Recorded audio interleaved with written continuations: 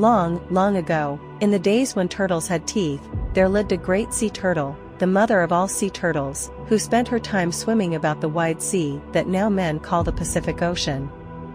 Slowly she swam, feeding on the fishes that lived in the sea and the plants that grew there, and snapping up the shellfishes that lurked in the rocks where the sea bordered the land. She swam from one side of the sea to the other, to and fro between the lands that bordered that vast ocean. She lived in the sea, but she swam both above and below the surface of the water. Above the surface she breathed the clear, fresh air and felt the warmth of the sun. She looked up to the sky and saw the sun by day and the moon by night, and the birds that flew across the ocean from land to land. She looked down into the sea and saw its dark, cold depths. Sometimes the turtle grew tired of swimming, and rested just below the surface of the sea, but she often longed to rest in the warmth and sunshine. She thought how pleasant it would be if only there were a piece of land in the middle of the great ocean where she lived. In a dark, secret cave far below the sea, where the turtle swam, there lived a man. His skin was black, and in all that great ocean, he was the only man.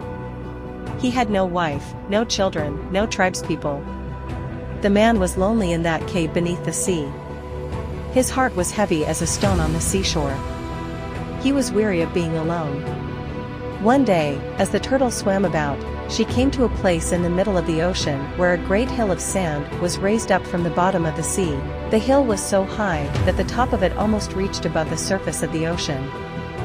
If I were to bring more sand to add to this big hill, soon it would rise clear above the water, thought the turtle.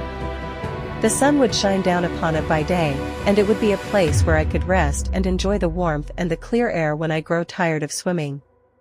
So the turtle went to another part of the ocean floor, where she dug up rocks and more sand, and these she brought back to the hill, so that it grew higher and higher. She did this more times than anyone could count. The sun rose and set, the moon waxed and waned day after day, and still the hill grew higher, and at last it became a huge island in the middle of the sea, and the turtle saw that her work was finished.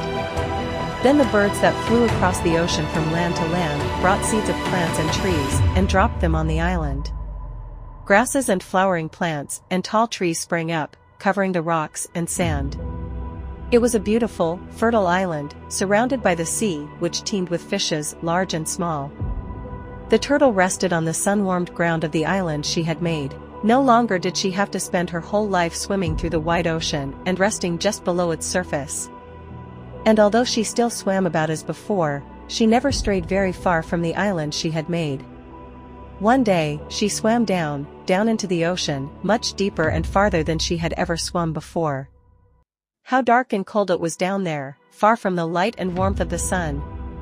Suddenly the turtle swam into the dark, secret cave where the man with the black skin had lived alone for such a long time. The man was overjoyed when the turtle came to him. He begged her to find him a wife who would be his companion and bear children.